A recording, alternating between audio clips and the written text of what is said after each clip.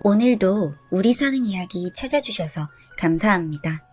사연자분이 보내주신 이야기 시작해볼게요. 안녕하세요. 전 20대 여자입니다. 저는 평범하게 직장 다니면서 일하는 그런 사람입니다. 하지만 제가 특별한 게 하나 있다면 바로 고아라는 점입니다. 그래도 열심히 살아왔다고 자부할 수 있어요. 학교 다닐 때는 장학금도 받고 알바도 하면서 지금까지 정말 쉬지 않고 열심히 달려왔습니다.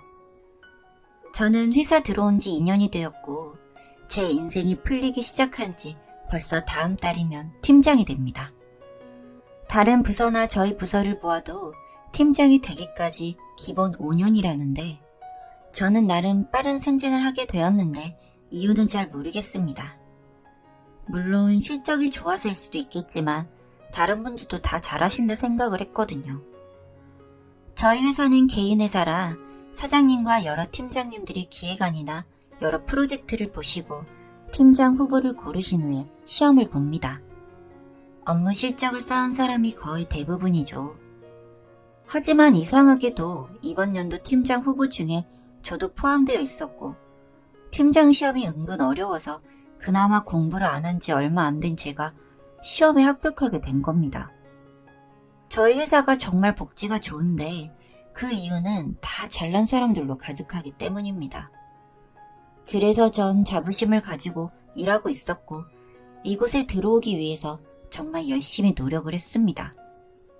스펙을 쌓기 위한 노력은 정말 눈물겨웠죠.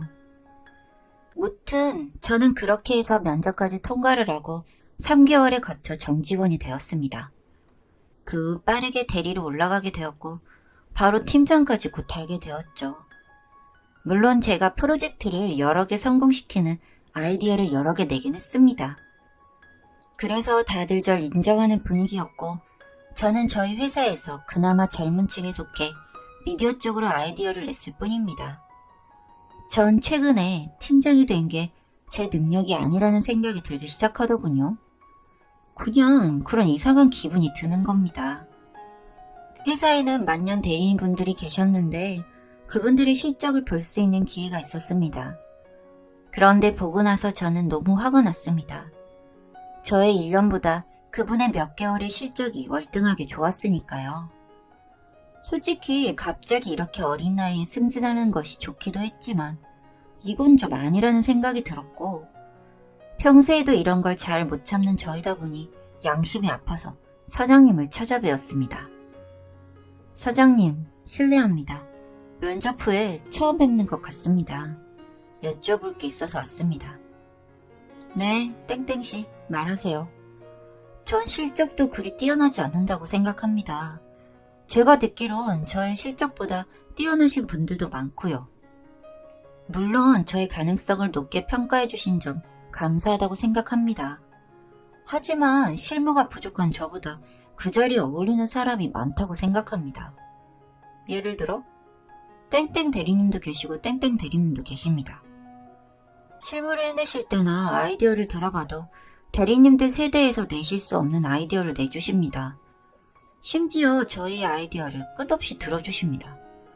다른 회사에 자주 있다던 아이디어를 훔치는 행위도 없고 누구의 아이디어라며 위에 보고를 하실 때에도 누구의 보고서라며 제출해 주십니다.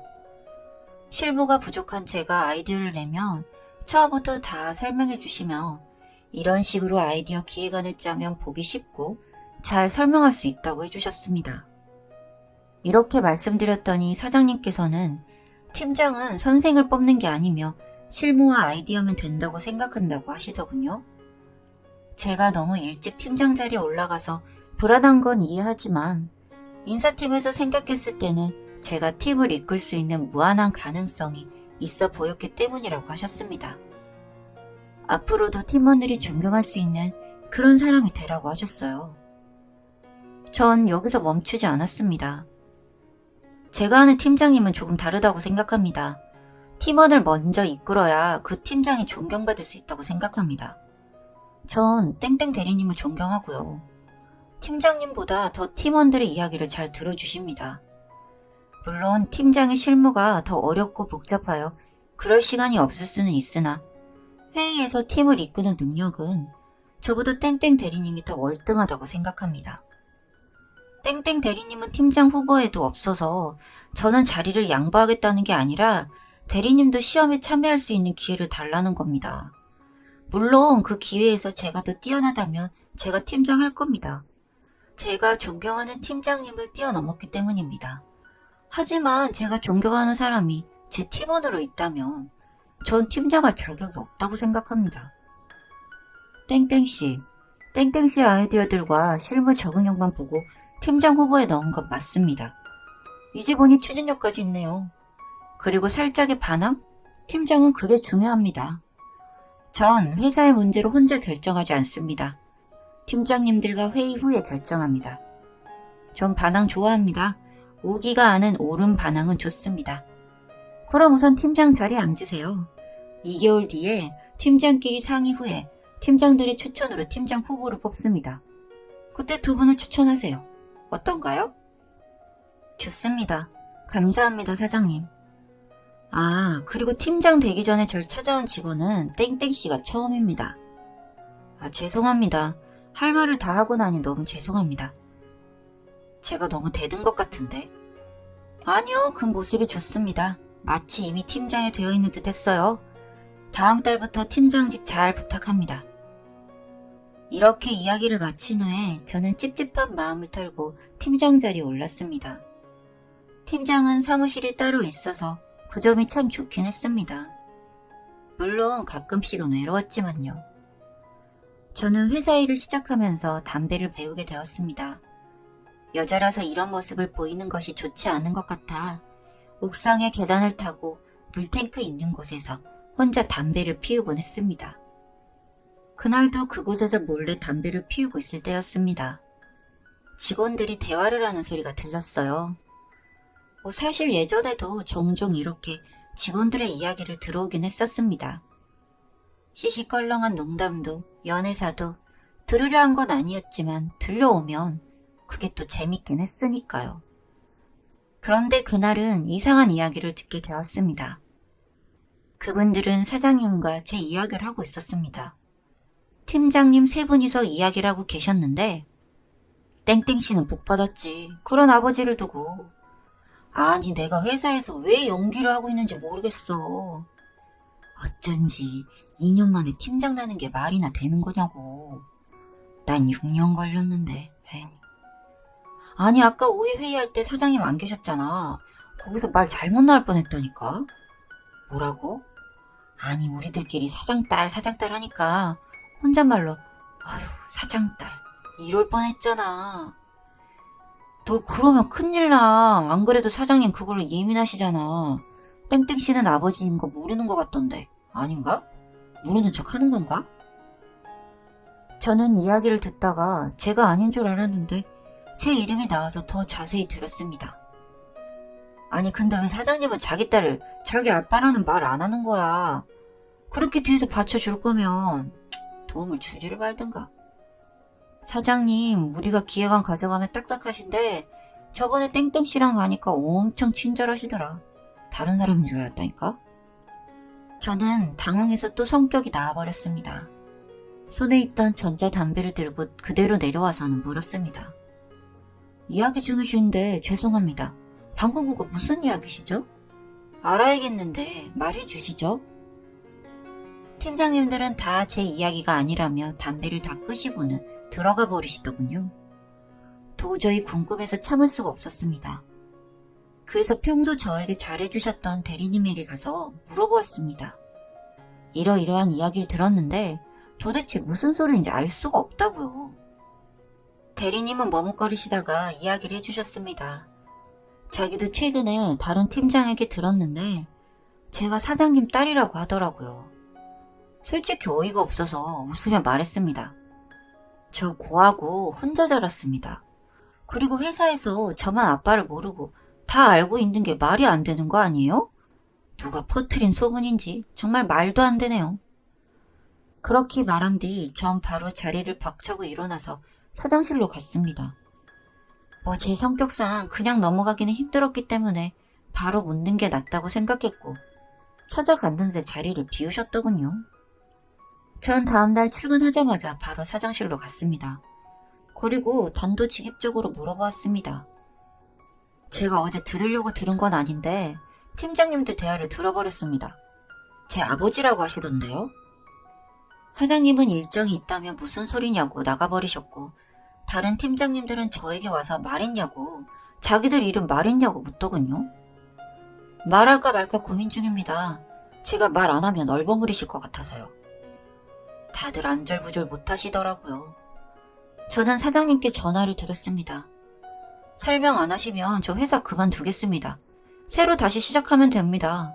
어차피 전 제가 다 처음부터 했으니까 다시 하면 됩니다.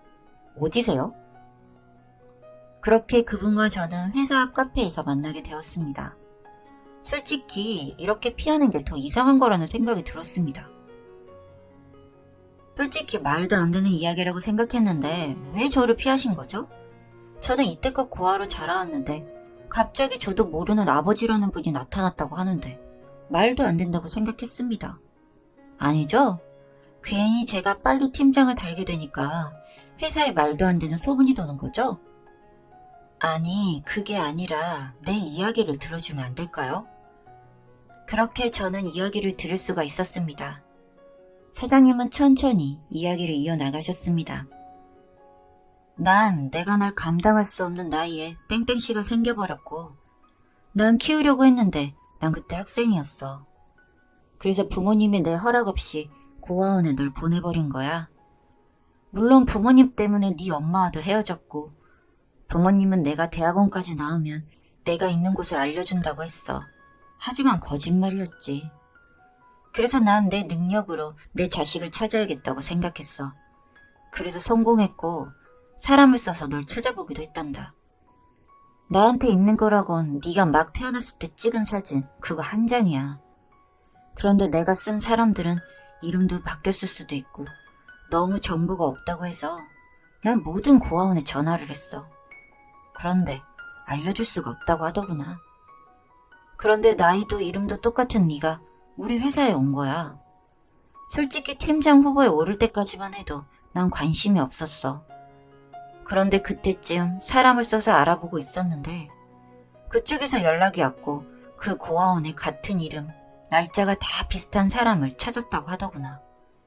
그런데 그게 놀랍게도 바로 너였어. 너에게 바로 말하고 싶었지만 어떻게 네가 받아들일까 걱정이 컸고 마침 팀장을 뽑는 시기와도 겹쳤는데 능력도 있고 욕심도 있어 보이는 널 꼭 그 자리에 앉히고 싶었다. 그리고 그런 네가 내 딸이라는 걸 너에게는 바로 말하지 못했지만 다른 사람들에게는 바로 이야기하고 싶었어. 자랑하고 싶었다. 그런데 이렇게 결국은 내 귀에 들어가서 일이 이렇게 되었구나. 하지만 지금 너와 마주 앉아 있는 지금 이 순간은 그 입이 가벼운 팀장들이 고맙게 느껴진다. 많이 보고 싶었고 만나고 싶었단다, 얘야. 그렇게 그 이유는 빠르게 유전자 검사와 호적 정리까지 진행이 되었습니다. 말도 안 된다 생각했지만 그래도 이렇게라도 바라고 바랬던 가족이 생겼다는 게 너무 감사했습니다. 20년 넘게 혼자 자라오면서 정말 사람이 그리웠고 부모님이 보고 싶었습니다. 나는 무슨 죄를 안고 태어났길래 부모의 사랑조차도 받지 못하고 이렇게 버려졌나 생각했고 그래서인지 마음 한구석이 항상 텅 비어있는 듯한 기분이었습니다. 그런데 이렇게 저에게 아버지가 생겼습니다. 그간의 원망이며 이런 건 전혀 없었습니다. 너무 어릴 때 겪었던 일이었기 때문에 이제라도 만나게 된 아버지가 너무 소중하게만 느껴졌습니다. 전 그렇게 가족의 테두리 안에서 새로운 삶을 살아가게 되었습니다. 혼자였기 때문에 더 미친 듯 달려왔던 시간들, 그리고 더 독해져야만 했던 저였는데 이제는 어느 정도 주위를 둘러볼 줄 아는 여유도 생겼습니다. 자랑 한번 해보고 싶었습니다.